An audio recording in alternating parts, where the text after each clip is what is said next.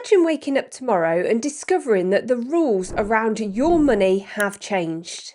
Not the interest rates on your mortgage, not the tax on your wages. The rules deciding who's allowed to hold your crypto, which stablecoins you can use, what protection you have if a company collapses, and whether the token you bought is treated like a commodity, a security, or something else entirely. Most people will never read the legislation. They will never sit through a committee hearing in Washington, study the UK's new crypto framework, or work through hundreds of pages of European regulation. But those rules could still affect what they're allowed to buy, where they're allowed to buy it, how much it costs, and what happens when something goes wrong. And right now, three of the world's biggest financial markets are moving in three different ways. Britain is building its own crypto regime, Europe already has MiCA, and America is still fighting over the Clarity Act. This may sound like a story about politicians, lawyers, and regulators, but it's not. This is a story about your money. Because regulation is where the promises of crypto meet the reality of ordinary life. For years, the crypto industry told people that finance was about to become faster, cheaper, and more open. You would be able to send money anywhere, own a piece of almost anything, move value without waiting for banks to open, and take control of your own assets. Then reality arrived. Exchanges failed, customers lost access to funds, fraud exploded, stablecoins broke, projects disappeared. And millions of ordinary people discovered that being your own bank sounds empowering until you need somebody to answer the phone. That is the uncomfortable reason regulation is coming. Not because governments suddenly fell in love with crypto, because crypto became too large to ignore, too useful to dismiss, and too dangerous to leave completely outside the system. The question is no longer whether it will be regulated. The question is what kind of regulation we get and who protects it. Let's start with Britain. The UK wants to become a serious home for digital finance, but it doesn't want to become a playground where any company can sell anything to anyone. The direction is clear. Crypto firms servicing UK customers will increasingly need proper authorization. They will face rules around customer assets, financial crime, governance, disclosures, and market conduct. Stablecoins used for payments will be brought into a regulated system, and the Financial Conduct Authority will decide which firms are fit to operate. For a normal person, that could mean something very practical. The company holding your crypto may have to prove that it knows where customer money is. It may need stronger systems, clearer warnings, better records, and a plan for what happens if the business fails. That doesn't eliminate risk. A regulated investment can still fall in value. A regulated company can still make mistakes. But there is a huge difference between losing money because an asset falls and losing money because the platform holding it simply disappears. That is the first thing regulation could change. It separates market risk from chaos. And Britain is also looking at stablecoins. That matters because stablecoins may become the bridge between traditional finance and digital markets. Today, somebody might use a stablecoin to save money between exchanges. Tomorrow, the same technology could be used for international payments, business invoices, savings products, or tokenized investments. But here's the problem. A stablecoin may look exactly like money on your screen. One token, £1 or $1. Yet what sits behind that token can be completely different. Is it backed by cash, government debt, riskier assets? Can you redeem it immediately? What happens if everybody asks for their money at once? Most users do not know, and frankly, they should not need a finance degree to find out. Good regulation should make the answer clear before the crisis, not after it. Europe has already moved further down that road with MiCA. MiCA creates one broad framework across the European Union. Instead of a crypto company dealing with completely different sets of rules in every country, it can operate under a more consistent framework. For consumers, the attraction is obvious. Common standards, clearer disclosures, rules for stablecoin issuers, authorised service providers, and a regulator that can take action when firms don't comply. But regulation always comes with a trade off. The stronger the rules, the more expensive it becomes to operate. Large companies can employ teams of lawyers and compliance staff. Smaller companies may struggle. Some products may never launch in Europe. Others may become more limited. So MiCA may give consumers more protection, but it could also reduce choice. And that is the tension running through this entire story. People want innovation.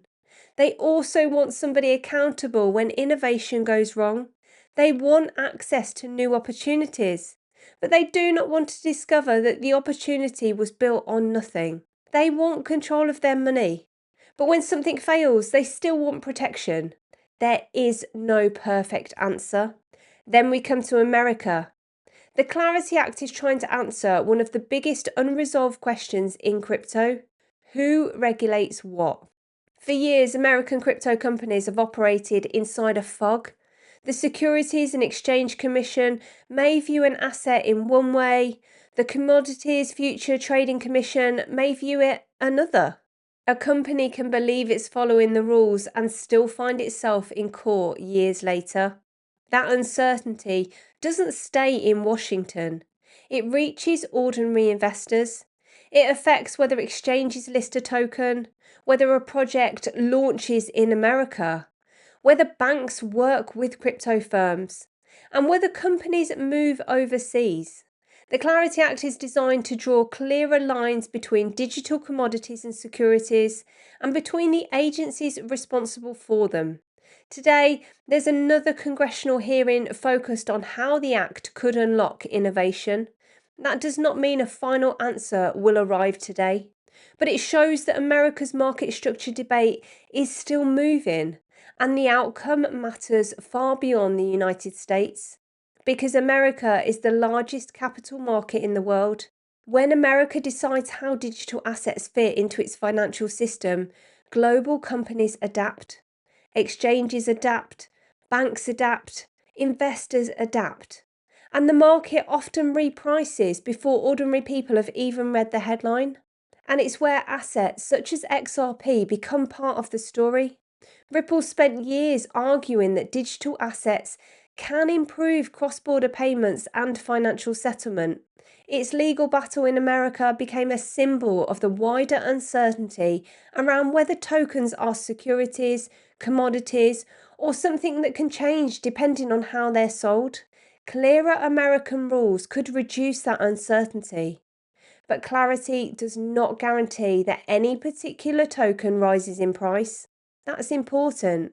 Regulation can create the conditions for adoption.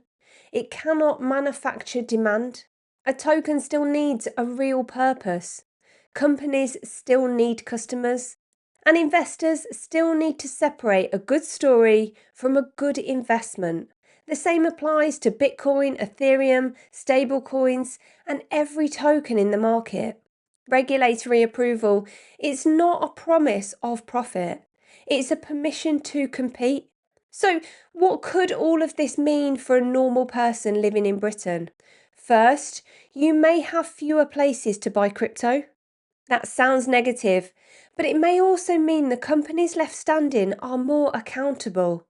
Second, some tokens may become harder to access. Platforms may remove assets rather than carry the legal risk. Third, stablecoins may begin to look more like regulated financial products. You may see clearer information about reserves, redemption, and who's responsible for the token. Fourth, banks may become more willing to work with authorised crypto firms. that could make deposits and withdrawals easier. It could also bring crypto closer to the banking system it was originally supposed to replace. And fifth, the tax and reporting side may become much harder to ignore. As crypto moves into a regulated financial world, governments gain better visibility. The era when people assumed digital assets were invisible is ending. But the biggest effect might be psychological. Regulation could make crypto feel normal. Not safe, not guaranteed, normal. Something offered inside mainstream financial apps. Something pension funds and asset managers can discuss without sounding reckless. Something your bank may eventually connect to. And that is where the real test begins. Because the most dangerous moment may not be when crypto looks wild. It may be when it looks completely ordinary. When a token sits beside your savings account. When stablecoins feel like cash. When a digital investment carries the logo of a company you already trust. That's when people may stop asking what the risks are. So regulation must do more than bring crypto into the system. It must stop the system from using regulation as a marketing badge. Regulated does not mean the price cannot collapse. It doesn't mean your money is protected like a bank deposit. It doesn't mean the product is suitable for you. And it definitely doesn't mean that the government believes it's a good investment. It simply means rules apply. That may sound obvious. History suggests it's not. Britain, Europe, and America are now building 3 versions of the same future. Europe has moved first with a wide regional framework.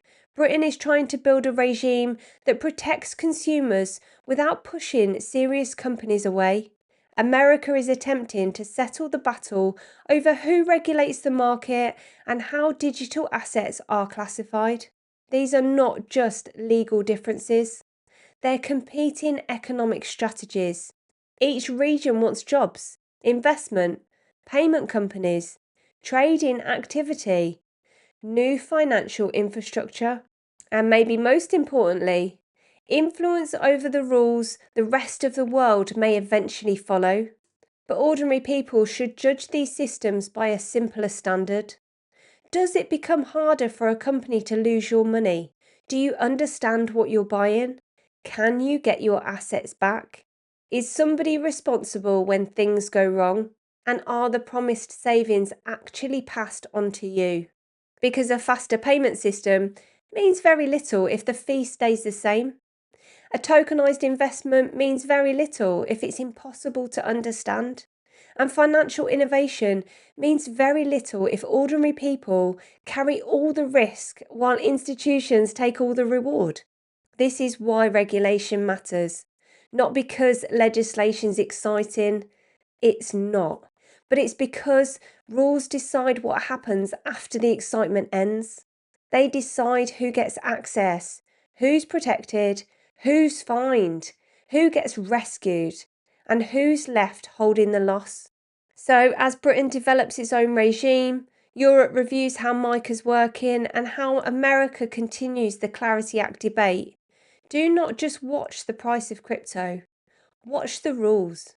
Because the rules may tell us which companies survive, which assets reach the mainstream, and what kind of financial system is being built around us. And for normal people, that's the real story. Not whether crypto wins, not whether banks win, but whether the next financial system is genuinely better for the people who have to live in it. Let me know what you think. Will regulation finally make crypto safer and more useful? Or will it simply make the biggest companies even more powerful? And if you want to understand these changes without the hype, join us inside the Crypto Wolf Pack. The link is in the description below. We keep following the UK, MiCA and the Clarity Act and focus on what they actually mean for your money. As always, if you enjoyed the video, don't forget to like and subscribe. Thank you so much for watching, and I'll see you in the next one.